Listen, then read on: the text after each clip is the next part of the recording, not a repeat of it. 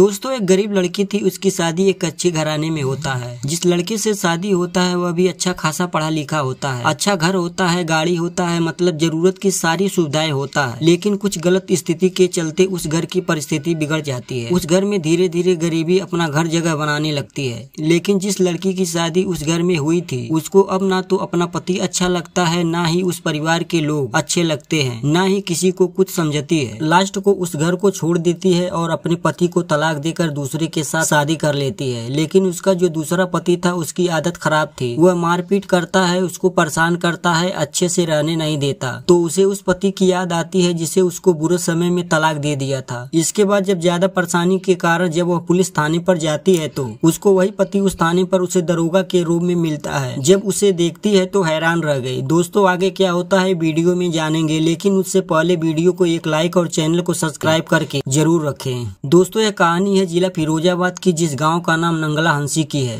वहाँ एक परिवार था, उस परिवार में एक लड़का और उसकी बहन, माता पिता थे। उस लड़के की जो बहन थी उसकी शादी हो चुकी थी। उसके भाई का नाम दीपचंद था, पढ़ा लिखा लड़का था। वह भी शादी करने के लिए लड़की ढूंढ रहा था, लेकिन उसका कहना था कि मैं जब भी शादी करूंगा तो एक गरीब परिवार की लड़की से करूंगा, क्योंकि गरीब घर की आएगी तो घर में इज्जत से रहेगी, घर के लोगों को इज्जत करेगी, सभी का सम्मान करेगी। दीपचंद के दिमाग में यही सब विचार हो रहा था। वह माता पिता सबसे यही कह दिया तो उसके घर वालों के जो नात रिश्तेदार थे सबको मालूम पड़ा कि लड़का जब भी अमीरों के घर से शादी आती तो मना कर देता था, क्योंकि गरीब घर की लड़की से शादी करना चाहता है।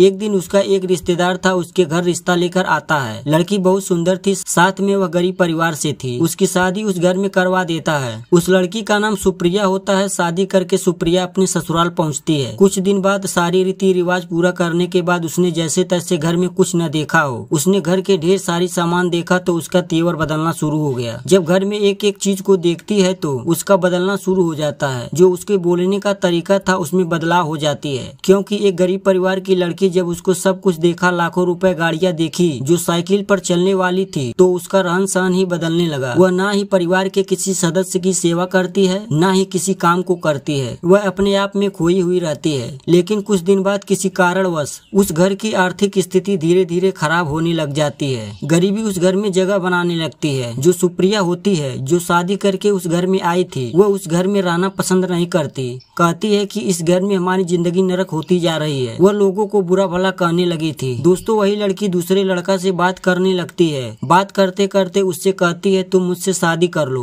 वो लड़का भी उसे सपने दिखाने शुरू कर दिया। उसके मीठी मीठी बातें और बहकावे में लड़की आ जाती है तो अपने पति से रोजाना लड़ाई झगड़ा करना चालू कर दिया। और इस तरह लड़ाइयाँ होने लगी कि अपने पति से लड़ झगड़ कर तलाक ले लेती है और दूसरी शादी कर लेती है और उसके साथ चली जाती है। इधर दीपचंद की घर की हालत ज्यादा गड़बड़ होती जा रही थी। कहते हैं कि दोस्तों वह लड़का इतना पढ़ने लिखने में होशियार था, इतना मन लगा लगा कर पढ़ता था, काम करता था। वह लड़का जो होता है उसका समय ऐसा बदलता है कि अपने दम पर वह एक दरोगा बन जाता है। दरोगा होने के बाद उसकी अलीगढ़ में तैनाती होती है। दोस्तों अलीगढ़ में जब तैनात होता है और अलीगढ़ के ही लड़का के साथ उसकी पत्नी सुप्रिया ने शादी की थी, वो भी अलीगढ़ का ही रहने वाला था। दोस्तों ऐसा संयोग बनता है कि अब वो लड़की वहाँ पर रह रही है, उधर दीपचंद वहाँ दरोगा बनकर जाता है। अब दीपचंद की जो तलाकशुदा पत्नी थी वह वहाँ पैसे की तंगी से जूझने लगी, तो अपने पति से कहा कि कुछ धंधा करेंगे, ऐसा काम नहीं चलेगा। लेकिन वो आकर अपने माता पिता से पैसे के लिए कहती है तो माता पिता मना कर देते हैं कि पैसा हम तो नहीं देंगे, तुमने शादी अपनी मर्जी से की है, हम पैसे नहीं दे सकते। मैं तुझे नहीं जानता, तेरी जिंदगी कैसे कटेगी हम लोग क्या जाने। क्या करे, माता पिता भी घर से धक्के मारकर भगा देते हैं। दोस्तों उसका पति था, दिन रात उसे परेशान करता, मारता पीटता, जब ज्यादा तंग किया उसे घर से निकाल देता।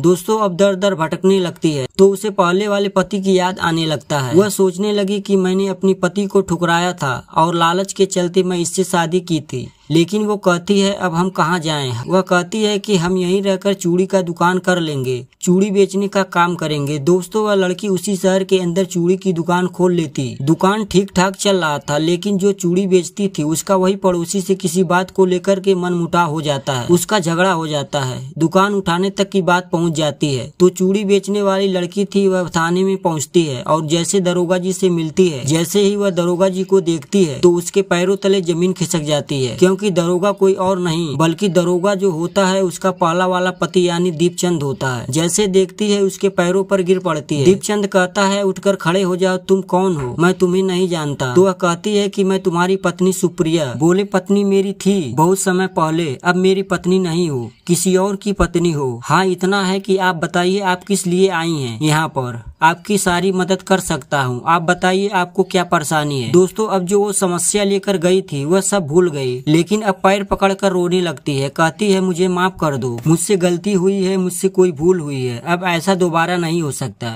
लेकिन दीपचंद कहता है जो समस्या लेकर आई है वो बात बताइए, आखिरकार आप इस हालत में क्यों आई हैं? तो वह पूरी बात बताती है कि मैं चूड़ी बेचने का काम करती हूँ, एक पड़ोसी कई दिनों से झगड़ा कर रहा है, मेरी दुकान नहीं चलने देता है। तब दीपचंद कहता है तुम तो बहुत बड़े पैसे वाली थी, मुझे धोखा दे करके भागी थी, मैं गिड़गिड़ाता रहा, मेरी गरीबी का मजाक उड़ाया, मेरी माता पिता से अपशब्द कहे थे, मेरी बात नहीं मानी थी, मैंने तो बहुत मना किया था, मैं उस आदमी को जानता था कि कितने बड़े पैसे वाले हैं। अब आप बताइए आप मेरे से क्या चाहती हो? तो वो कहती है कि मुझे परेशानी है क्योंकि मेरी दुकान नहीं चलने देते हैं लोग। तब वह कहता है कि जब तक मैं यहाँ रहूंगा तब तक आपकी हर हालत में मदद करता रहूंगा और आपको कोई परेशानी नहीं होगी, आपकी दुकान ठीक ठाक चलेगी।